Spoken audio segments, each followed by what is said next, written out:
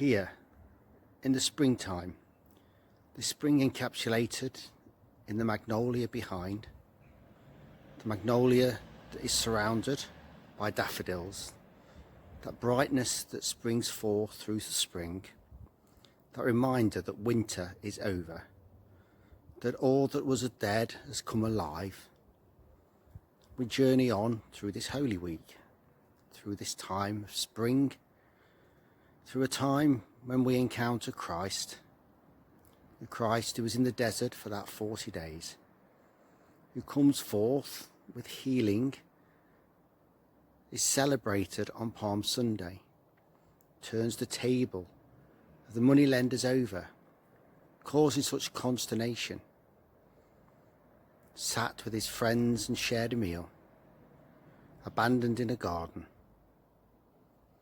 We reflect on this holiest of weeks as I bring this story, a story that reminds me of the sacrifice of Christ. I leave it with you to see whether it draws this to you too. So let us hear this story. God bless. Once upon a time, in the heart of an ancient kingdom, there was a garden. The master of the kingdom would often walk through the garden in the cool of the evening, and there he would visit his favourite tree, the lovely and gracious bamboo. Year by year, bamboo grew lovelier and more gracious. She loved the master, and her greatest desire was to dance for him.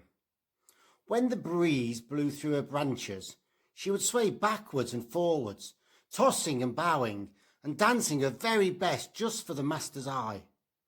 And the master's heart leapt with joy to see his beloved bamboo. One day, the master came to visit bamboo.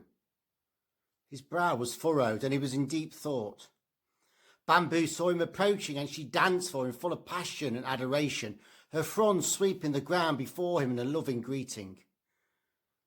"My bamboo," said the master, "you know how I love you. Today, I would ask you to help me in an important task." Bamboo was thrilled. There was nothing she would not do at her master's request. "Tell me, master," she replied, "what can I do for you? Tell me what I can do. Use me as you will." The master's eyes were troubled as he spoke the words. "My beloved bamboo, I need you, and I must cut you down in order to use you for my great task." Bamboo shook with horror. "Cut me down," she cried. "But master, how shall I dance for you? How shall I show my love for you? Shall I never dance for you again?" But the master was firm. "My dear bamboo, if I do not cut you down, I cannot use you." Despair froze the heart of poor bamboo as she consented. "Then you must do what you must do, master," she said quietly. And so the master cut down bamboo. She lay trembling at his feet with only her fronds and leaves to shelter her from the cold air. And again the master bent over and gazed at her with compassion. "If I am to use you, dear bamboo, I must cut off your leaves and fronds." A sick cold seeped into bamboo's heart.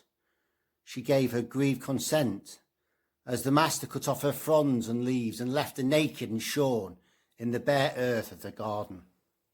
The worst was still to come. Again the master spoke gently to his beloved. "If I am to use you, I must now split you in two and cut out your centre. I must scoop the heart out of you." "Oh, master," cried bamboo, "must this really be? Would you do this to me?" "I cannot use you, dear bamboo, unless you consent to be split and emptied." "Then," consented bamboo, "do what you must do. Split me and cut me and hollow out my centre." And so the master split bamboo and hollowed her out, gently lifted her to a place in the garden where a fresh sparkling spring flowed. There he laid her down, placing one end of her on the end of the sparkling spring and the other in the dry field beyond the garden. The water sang to bamboo as she leapt along the channel of her broken, empty heart. The water flooded the dried field, and the master planted a new crop. The days passed. Fresh green shoots appeared. Soon it was harvest time. At harvest time, Bamboo, once so gracious she danced to the master of the garden, was even more gracious in her brokenness, bringing new life to the whole field. Once she had been life abundant. Now she was the bringer of abundant life to the world beyond the garden. I invite you to reflect on the brokenness of Christ on the cross, the brokenness of beautiful Bamboo, as we listen through to Beauty for Brokenness by Graham Kendrick. And may God bless all your thoughts as we journey on through this week. Amen.